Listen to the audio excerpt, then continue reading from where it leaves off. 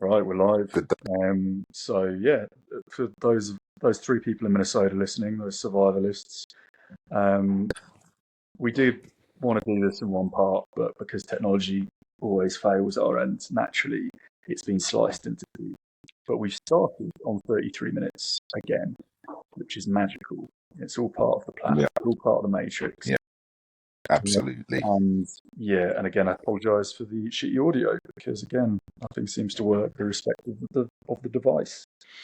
So, James, tell us a story, something to do with a Friday or Saturday night. You in London, Oh, 55-year-old. Jesus Christ. Okay. Right. Yeah, the other week, I was, like, it's crazy. Like, you have, like, obviously, like, these subcultures and these underworlds. And I overheard, a conversation between a guy that was dancing quite erratically on the dance floor. Did seem, rather camp and flamboyant. And, I saw, a couple of ladies approach him, and I heard a conversation that took place, and he was a organizer of, shall we say, adult parties or Your sex friend Daniel, parties. wasn't it? You were at a club with Daniel. I was at with my mate Daniel, Isn't correct? Who's Daniel the divorces one? no. He's no. This was just like a random dude. What kind of club is Um, it though? Is this like a regular place you go to? just a regular nightclub. Where in London Yeah, is it? regular. Because I've got to build a picture. It's in East London, so Okay. like Hackney kind of area. So a little bit Um, kind of, let's say, office job bougie, relatively young, 28 to 35-year-old mm, professionals. yeah, that's the crowd. That is the crowd. Yeah, to a T. Um, yeah, average age 30. Yeah, let's just say. What are you But doing there then? people are the What are you doing people there? are the there are people there older. Well, I'm there to to bring the average to 30. Preying on all the 20-year-olds, of course.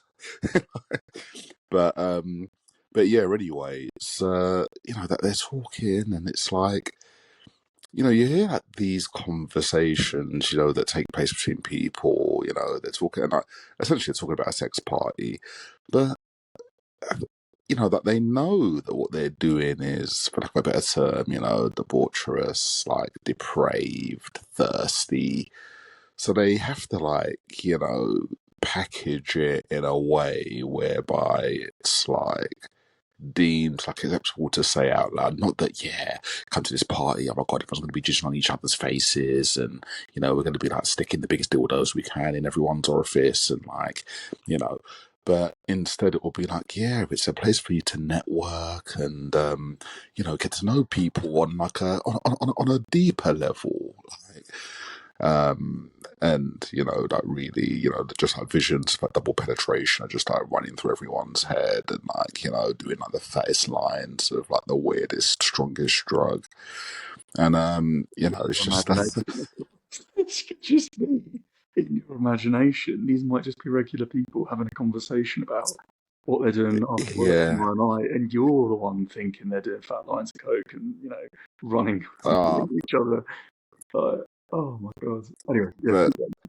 but yeah, they definitely were. So like he showed up the page of because this guy actually does parties, as I said, like professional parties, where like people need memberships to like, whatever kind. Well, like, he's got this community that he claims is a community, but it's all about like, yeah, orgies, basically Give us a everyone getting description of tied the up.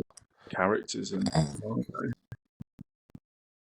like what do they look like? What's the it's one lady, they're both, one's like blonde with like dyed pinky hair, maybe in like her late that's 20s. always a red flag, isn't it? When people like highlights in there and consistently change the colour of their hair. I feel like it's a Yeah, personality defect where they're not comfortable with who they are. and then like exactly. let's say subscribers to these kinds of underground worlds. Yeah, yeah. They need validation through via Bukake. But anyway, I digress. So she's then yeah, she's like knowingly knows takes the page and like, oh yeah, I'll see you at a party there in the future. And then there's this other lady who's older, maybe like 40 years old, something like that, maybe a little bit older. And she's talking about, oh yeah, well, like, yeah, I dance, and like, maybe I could dance one of these parties, which basically means you're going to be naked in the middle on a table, and everyone fucking juices on your face. That's And basically what your you know role is. where you've imagined that from? That movie you watched recently. Like, eyes watch out. Do you know what? It's just no. In fact, The I one. mean, we've been on holiday to places together where we've let's just say dipped our toes into that world, and like literally, because there was a swimming pool in this place that we went to. Oh yeah, I went yeah. there like so innocent, think I was just going to a normal nightclub, and then like it was like a scene from dusk till dawn. Like, once the curtains were drawn and like the lights went dark, it was like, what the fuck?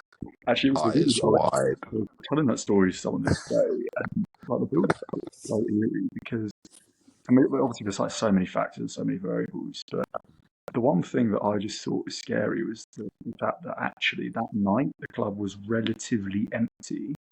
It wasn't a busy Yeah. night because there was a policy which you had to have tops off or bottoms off. So for the audience members, this was a sex club, and we were very let's say intrigued, having been rejected from another place.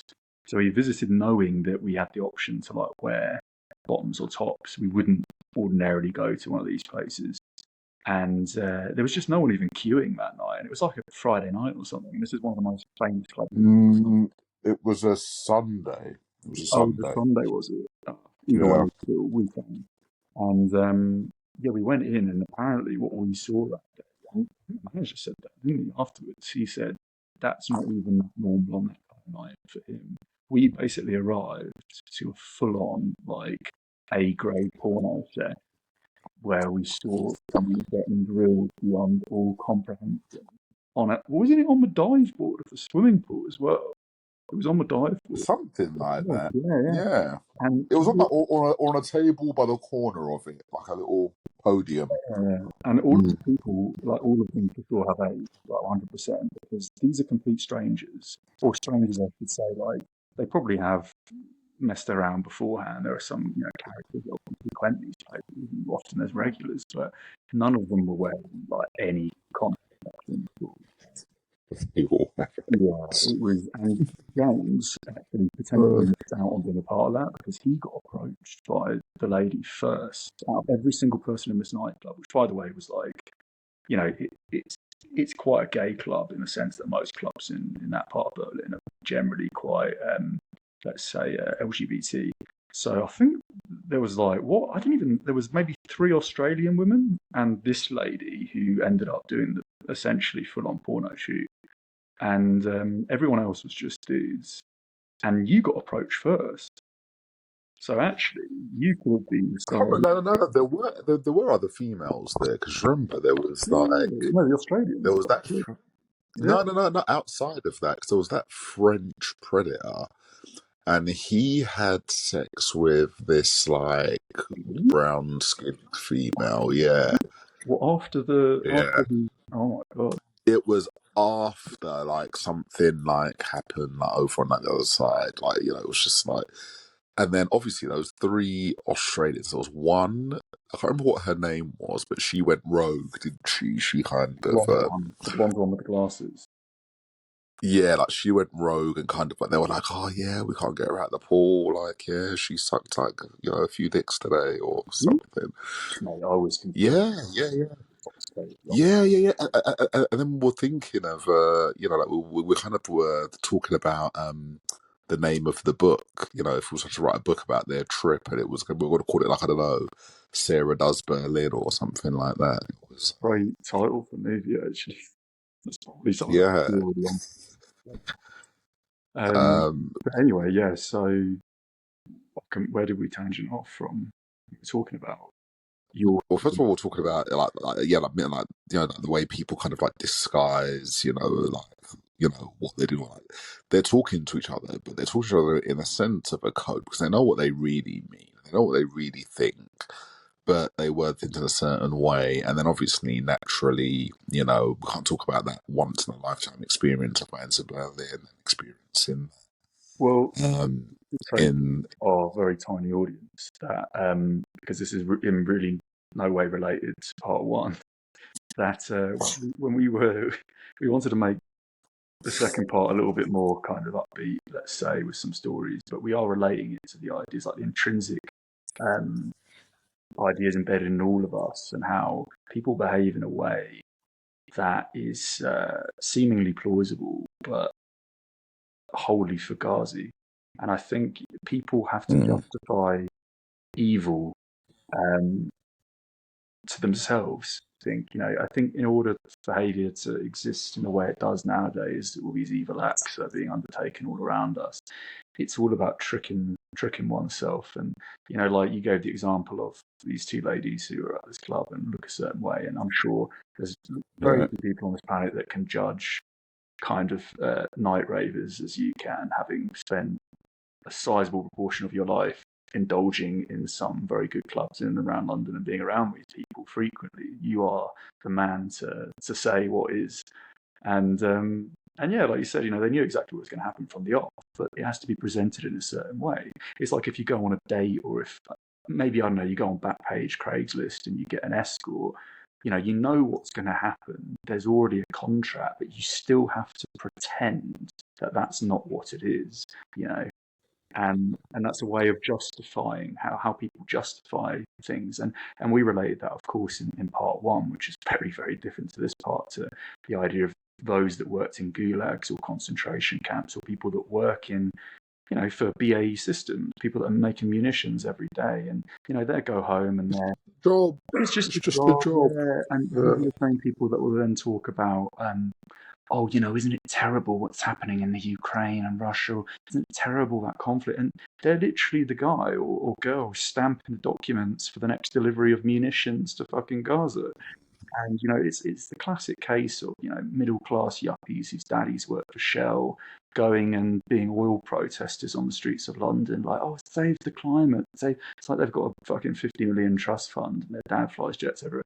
It's just that. And they drive fucking Range Rovers that are on diesel, Exactly. and they fucking, update their wardrobe every month with animal product. Yeah, They're 100%. full of But shit. we can. There's so many ways we can relate this, but I just really wanted to kind of condense it into one particular point, which I think is really kind of the crux and key to a lot of things in life, which is that in order to understand to the best of one's ability what's going on at any set period of time, one really has to push themselves into zones that they're uncomfortable with. I mean, and that's why actually we can come back round full circle to this story of the sex club in Berlin, which obviously isn't our cup of tea, but we were curious, we went there, and somewhat by chance we saw things which, You're furious, like, you're saying. like Oh, but we saw things that I got hit with cannon fodder, like stray jizz was just fucking flying everywhere. we saw things that like you just wouldn't expect in somewhere that is still public. And, it may not be the most circus level club, but it's still a legal nightclub, or maybe not now. It was at the time. And these aren't even clubs that the kinds of characters on Epstein Island or high grade celebrities would even attend. Their parties are like next level.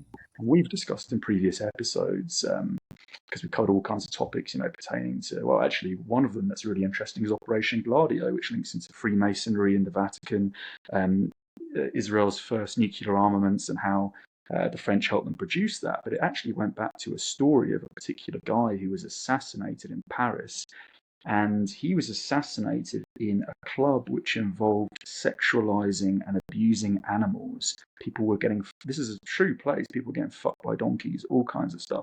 And these are influential characters. These aren't your regular Joes that have an extra €1,000 to spend each month.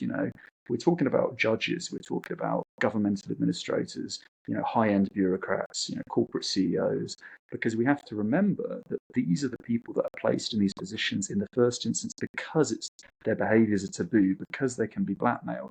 If you're BlackRock or Vanguard and you have all this capital available to you, you can pick and choose anyone on the planet to take up a position of authority, irrespective of if you actually need someone that knows what they're doing or not. You have the run of the mill. You can choose anyone. So if you've got two Barrys, both of them are the most intelligent beings of all time, they've got, the top grades from the top institutions in the world in astrophysics, why would you take someone that isn't malleable? You want someone that you've permanently got something on, someone that you can blackmail, someone that's sadistic, someone whose behavior can be used against them. It gives you more advantage over them, naturally. Why would you employ someone that's an honest Christian that wouldn't sell out anyone at any time, irrespective of the amount of money they're offered?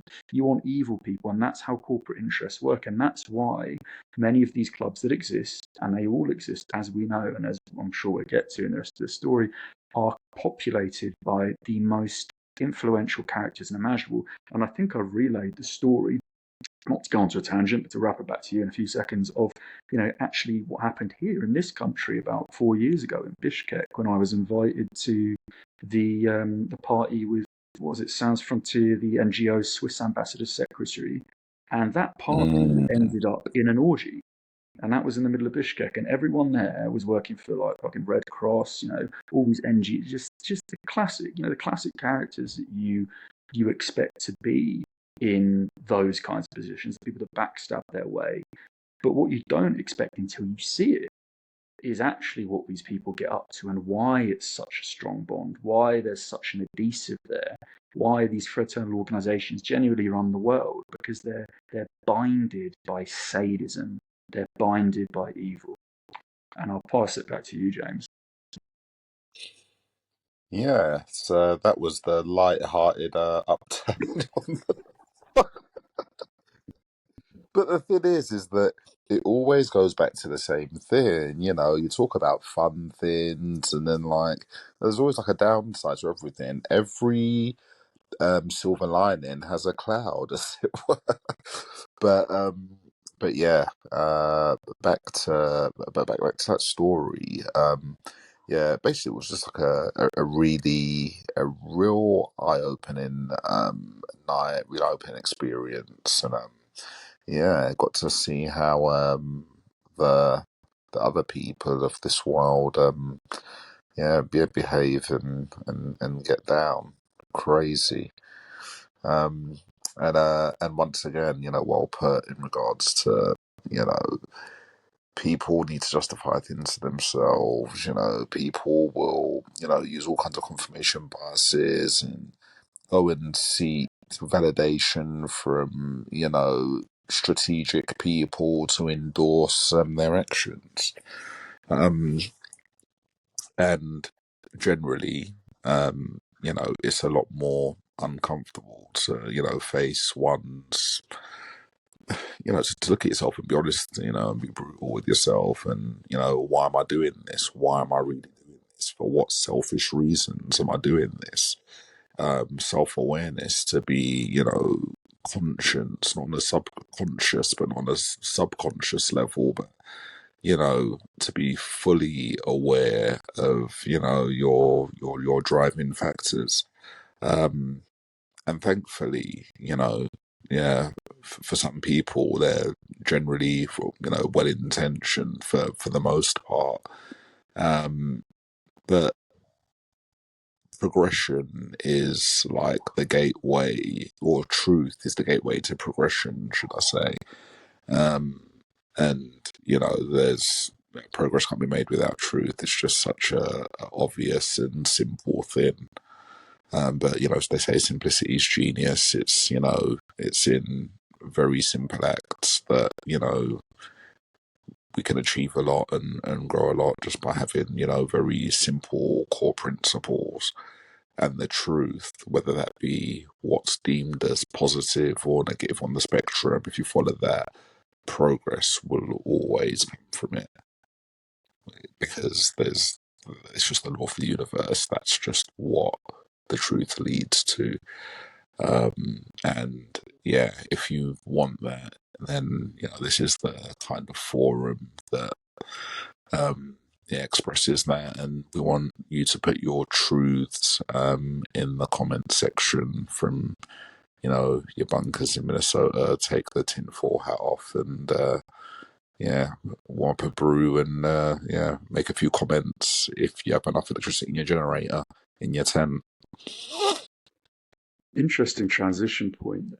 I was thinking, do you think we could be bought with respect to the behaviour that we've discussed? Because these are the things that play in bought for how much and to do what? This is exactly what I was thinking. Like, what do you think your price is? And I'm not talking about for what money. though? For what though?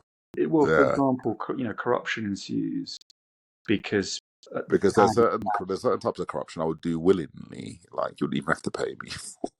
But this is a thing, isn't it? Like, I mean, I guess it's kind of a bit wide, the example, but if you gave a specific example, I could tell you whether my principles would allow me to do it for a price or not, or whether it's just completely out, because there are certain things that you can put a price on. I mean, if we look at the way just Hollywood as an example works, people sign their life away to the devil, both metaphorically, maybe literally, depending on what that encapsulates. And I honestly think when they sign themselves away, and it's a literal signage, these people are contracted to serve the underground, the fraternal organisations, the Masons, as just one such example, whatever you want to call them. And, any time in the future, these people can come knocking and demand, that payment. And Heath Ledger, there's a rumour, and of course we know Hollywood is filled with the most sadistic characters, the amount of people that get knocked off each and every year that are convicted of all kinds of crimes, whether they were guilty or not. There's more activity there than there is in any government, and that shouldn't be the case. But it's very much a fluid. I forgot the word I'm looking for, but I think you catch my drift. And the rumor with Heath Ledger was that he was killed because he signed up his daughter as somewhat of a deposit, down payment, which they all do. And if you look at who's the famous Eric Clapton, has had 5 dead children between him and his ex-partners. 5, so that encapsulates his ex-wives, his girlfriends. His first kid fell out of a tower block, and since then 4 others have died, not just his, but adopted children through partners. And then if you look at the guy that was in Frasier, the Seattle-based coffee shop soap opera in the US, he's had 2 siblings that were utterly brutalized. I think his sister was kidnapped and then absolutely, I don't want to... What is the guy from Frasier? What's his name? Kelsey Grammer, is it? Yeah. And all this is to do, and with respect to, Heath Ledger, apparently it was rumoured that, he signed over the rights to his family when he was an up-and-coming talented artist, which is what they all do to short-track their fame. And of course, the door came knocking when he had a kid, and they wanted the daughter. And there's rituals that happen in every university in the US, most especially college fraternities and sororities, that we would look at in Europe as being disgusting. People that would end up masturbating in groups and hazing to the point where people get gangbanged or expected all kinds of stuff. But perhaps consensual, but it's hardly the norm, is it, for most people at college? But when you add money and power into the equation, and corporations that with adults, the stakes are higher. Let's say much higher. And the 322 Club, which is the Yale club that the Bushes went to, their hazing ritual is quite famed, which is they get in a coffin and they have to masturbate with all the other members watching them. And we know, of course, what David Cameron's the Bullingdon Club ritual is. They all have sex with a pig's head in front of the rest of the fraternal organisation. That's a pretty known one. So these are public affairs. Imagine what happens when you've got 20 billion on the cards and an entire country at your hands. You want things to be of a higher caliber, and that's when child molesting comes in, human trafficking, all kinds of sadistic things, which are publicised through affairs like the Epstein scandal, and not that anyone will ever be charged for that, because you can't charge what is the key and the crux and the core and the backbone of pretty much every government that exists. So yeah, it's interesting to think, to return to my initial point, what do you think your price is? Like, can you be bought? Can you be blackmailed? There's a point where everyone has to Well, start. no. I Right. mean, for something that I don't believe in, no. For something that I do believe in ethically, yes.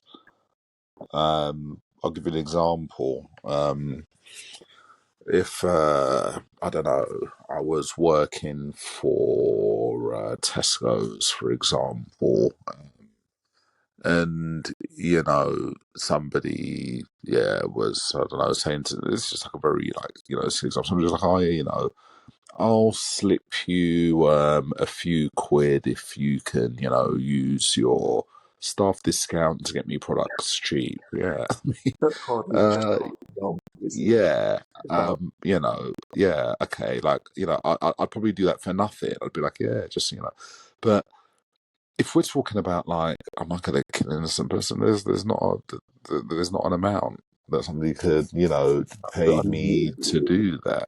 it reaches a So point to where really to give like a really example of, what your price, like, yeah, I don't have a price. I can't be bought. I have too much principle. I have too no, much but you say strength. that. But what if they take your family? This is the thing. Remember, they have everything available to them, and that's what they do. They But say, when you okay, say they take your, I mean, well, they say the the thing is, commodity trade. people like that you can't. I mean, people like that will take your. So, I They say, mean, well, we kill all of your family, all of their but kids. that's not even a price. Then that's somebody, black. That's not even like Yeah, yeah, a yeah. But let's blackmail. say it's still a That's price, like isn't it? Because if they're telling it's you not to even do something, extortion. It's no, no, it's of it's course like it's it's blackmail. like No, no, but the yeah. price is still the point of the discussion, isn't it? Because if someone tells That's you, okay, you have to go and kill all these kids and abuse them and do all that stuff, otherwise we're going to kill your family.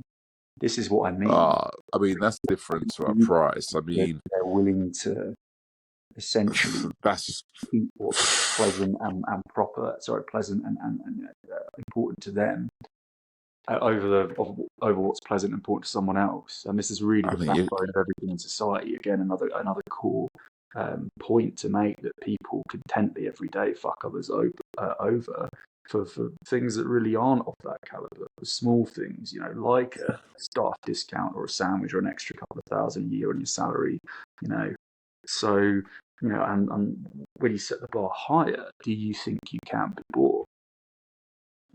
And I think so long as you've when got you power, most people can be bought. That's the thing.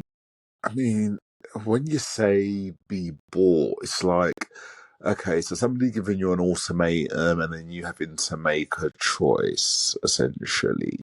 Somebody says to you, like, yeah, I don't know, you go like, yeah, basically kill him, I'm gonna rape your girlfriend in front of you, or Yeah, something that's like that. the It's fun like people do. these really extreme situations. It's like a situation like that. Anybody who just says, "Oh yeah, I'd let them rape my girlfriend," or yeah, I told me, I don't know. It's like I don't think people know. It's such a bizarre, warped situation to be. I don't think it is I war. don't even I think think that your brain could comprehend. You couldn't no, comprehend it. that's You how couldn't comprehend it. that's how these people operate. Though that's the thing. There's no difference between the Sinaloa cartel and their behaviours, which are pretty well documented. All kinds of sick things. They would cut people's faces off, and they would create a football from the skin, and then send that Yeah. to the kids of the murdered, the victims, to kick fucking Mm. people around. They're kicking their dad's face. Yeah. Yeah, I mean, And guess what? People still fuck them over. That's why they're constantly having to fucking kill people. Because ultimately, it's like people are going to just do what they're kind of wired to do. And then on top of that, sometimes it's like fear doesn't breed respect. It just, okay, people might be scared of, oh, okay, they might do this to me, but it doesn't always necessarily breed respect. And sometimes it actually breeds contempt. It's like, well, you're not very nice, so therefore I'm not going to listen to you. Whereas it could be like, whereas you get like this little old lady who like everyone listens to because she's like very, kind of like respectful and nice. It's like, you get like this classic old lady that lives in like a ghetto somewhere, but everybody's respectful to her because it's like innately most people are going to warm towards that, aren't they? And most people aren't going to like the shitbag bully that's, going around in his sociopathic ways, like, terrorizing people. It's just like a generally innate universal law that even animals, a lot of animals display, kind of like, a social and affectionate disposition. So When you said old lady, it's picturing Whitney Houston on crack in her old age with like grey mottled hair like a witch in the Bronx. shouldn't even make it. That shouldn't even make it to the. By the way, it has exceeded the 30-minute mark, so we know that it Oh, must be a technical issue. But I do know from this app that because we're on the free service, it's a 45-minute cut-off anyway. hmm. So just to set a warning. Well, Um, it's I think quite fitting though that our 33rd episode started at 3:33. for the Our second time, second one started at 2:33, yeah, great. and they're both around the 30-minute mark. Yeah, 33. The universe works in mysterious ways. We're fully plugged in, and it shows that some things do happen in like a matrix-oriented stroke kind of preordained organic manner. But there's still a hell of a lot of numerology that's deliberately, consciously supplanted in this existence for ritualistic purposes as well. there's also an element And of that, telepathy there that we can discuss in a future episode. How, like you say, we are all wired, and part of the mechanism of control for those that govern is to restrict our ability to acknowledge how spiritual the world actually is. that's key. Ultimately, that's almost like um, that's like almost like the ultimate agenda. Really, everything else is a mechanism for that to an extent because they're operating on that spiritual realm or metaphysical kind of that they're working with frequencies and that the unseen that is real and tangible on a radio kind of level or on a metaphysical level is probably the best way to describe it. And that's what they work with. Everything, frequencies, energy. That's what they're harnessing. That's what they understand. That's their currency. That's the state that they purse in with all the propaganda. So We can leave yeah, that for the it's 34th quite episode fitting then. that we ascend after reaching episode 33. We make the ascension. We've reached the degree, the 33rd degree. There we go. Right. I think a good time to wrap up and it ends there. Perfect. Um, Perfect. well, enjoy your Friday night of debauchery, no doubt, in some depraved area of South or North London. And yeah, for our audience of three people in Minnesota who are survivalists, we hope you enjoyed the podcast with substandard audio. And we will hopefully be seeing you on episode 34 with telepathy as the front runner. Yep, indeed. Right. Namaste. Au revoir. Ciao.